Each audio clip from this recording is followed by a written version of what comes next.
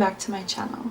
So today I'm going to talk about something that really impacted me when I was growing up, and I feel like impacts a lot of people, a lot of young people today, because of the generation we live in and society and the way people treat people and how people think about themselves and how people deal with situations.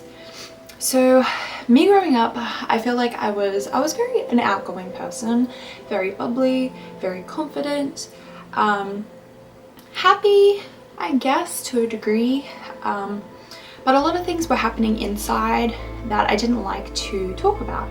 So I couldn't really deal with conflict a lot, conflict that happened to myself, okay? So if I was like in a weird situation, I feel like I couldn't speak openly about something because I feel like the situation would get like 10 times worse. Some people like struggle with anxiety, and I feel like people do struggle with this and don't know how to talk about things a lot now because we aren't actually taught the skills to do it. So yeah, a lot of things happened to me when I was growing up, and I felt like I was really angry at situations that I couldn't control. Like I couldn't control my parents getting a divorce. I couldn't control my pop and my granddad dying from leukemia and cancer. I couldn't control the fact that I had two cousins killed in a car accident. I couldn't control that I was moving towns. I had to leave all my friends. I had to change schools. I had to change houses like 4 times, 5 times growing up.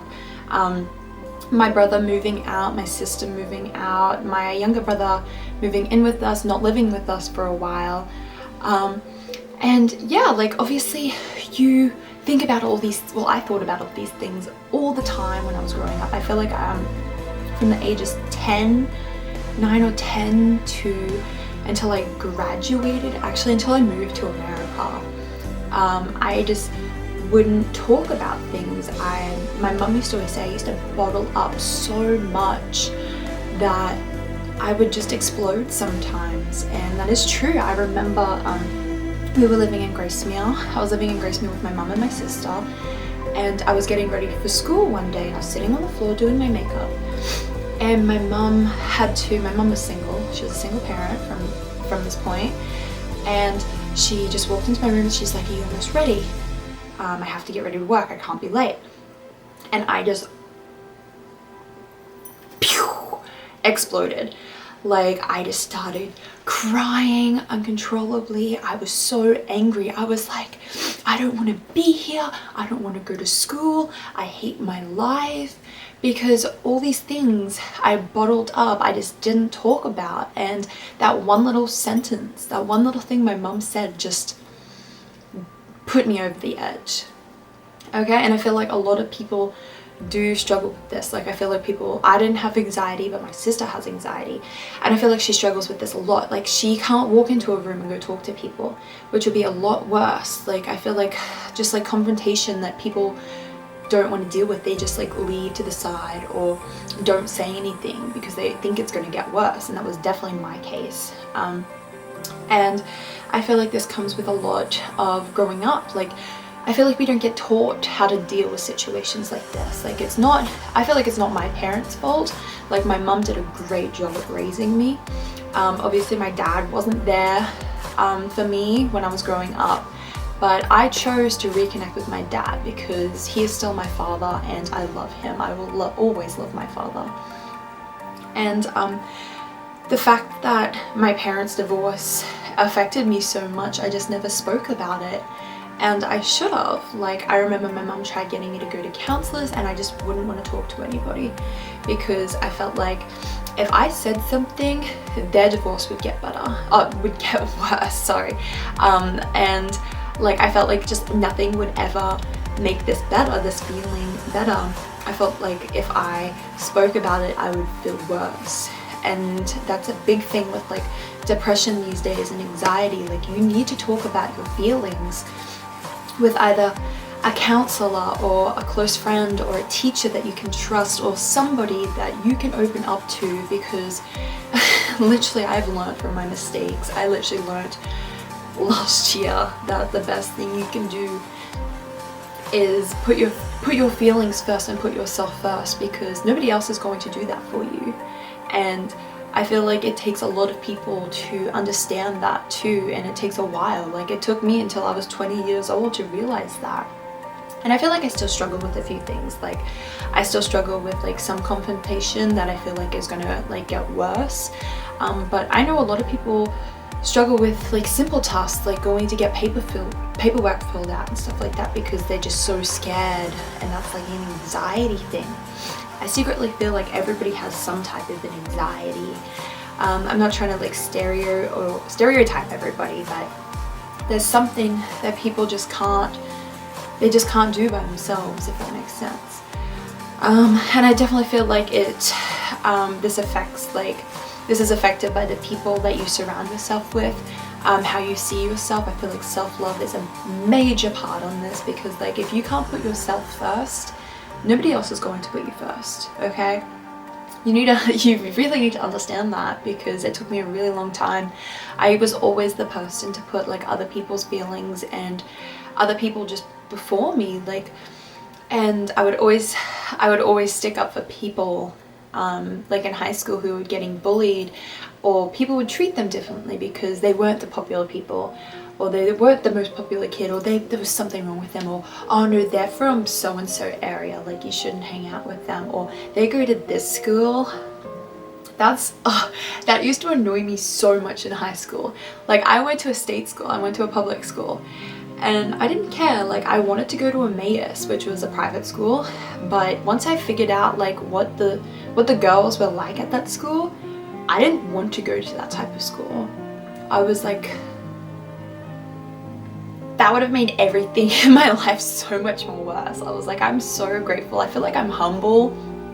I'm not trying to like put myself out there, but I feel like I'm very humble, and I learned a lot from growing up with my lifestyle and my family lifestyle and what happened with my family. And I grew up very fast also. I did a lot for myself. I always found found people to give me lifts everywhere, so my mum didn't have to like worry about that. I used to always like get myself food. I used to buy myself my own stuff. I had a job from when I was like 14 years old, and I always used to put myself first, but I never put my feelings first, if that makes sense, okay? Like I'd always put myself first in like situations that would make me feel better, like sport, or like school, or classes, or after school activities and stuff like that. But when it came to like my friends, I feel like I always put them first before myself, and I felt like everybody always was judging me also, which probably didn't help my inside feelings also. And my confidence was good, but I feel like I'm a lot more confident now. Like people have actually messaged me on Instagram and Facebook and said, Ali, you have changed since moving to America. And I'm so happy that people can see that, because I'm not gonna lie, I'm gonna say this out in the open for you guys to see. I'm scared to move back to Rockhampton back in June, because I don't really know who my friends are back home. A lot of people, like, they do message me, but there's never been a time that people have like, oh Ali, there's a 16-hour time difference, so I'm gonna call you at this time, can we schedule a FaceTime? Or hey Ali, happy birthday, or like, oh my gosh, your birthday's next week, or hey Ali, it's Australia Day, are you doing anything in Australia, in America for Australia Day, or something like that? Like, I felt like I don't even know. I'm just so scared to move back, because I don't know who I'm gonna hang out with. I don't know if I'm gonna stay in Rockhampton. I just don't know what my life is going to be like when I move back, because I don't want to go back to the old Ali, if that makes sense. I don't want to be second guessing myself on everything I do. I want to be able to speak openly about my faith to God, because that's a big thing that has changed in my life since moving to America. I want to surround myself with people that are going to lift me up, okay?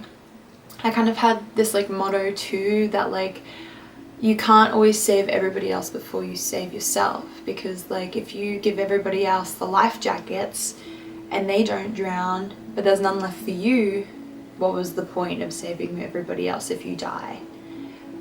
Like, and my mom always says, like, you'll figure it out, it's gonna be fine. But I feel like if I don't say it out loud that I am scared, that everything's just gonna go downhill. And I feel like that's a big thing that people have to do. Like, you have to say things out loud sometimes, either like by yourself, just like scream it, you know what I mean, or go talk to somebody. I feel like that's a massive thing. Like, people have to talk about their feelings, because if you don't, you just, like I said, you just bottle up, and you just explode.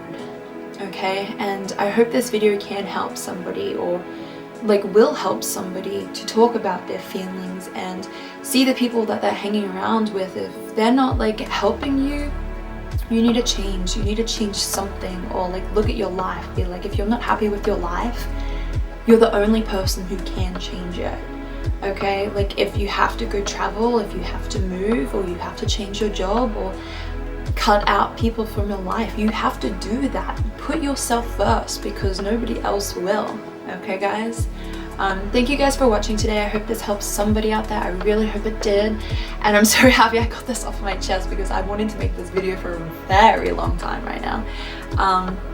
But yeah, so like if anybody ever like wants to talk about something, I will always be there. Or like if they need help to sort out their life or something, I always want to be the person to help. Like, I always want to help people, because I feel like nobody was really there for me. I'm not saying there was nobody ever there. I felt like I just wasn't comfortable to go to those people that wanted to help me. And I want to be the help. Marushka, my friend Marushka says this all the time. She always wants to be the help that she was scared to ask for. And I hope I can be that for somebody. So if you ever need me, I've got my my Instagram's in my bio, in the description down below, and I've got my Facebook down there. And yeah, like if you want to reach out to me, because I will be moving back to Rockhampton in June. If you want to have a conversation with me, please reach out, because I'd love that. Okay, thank you guys for watching. Bye.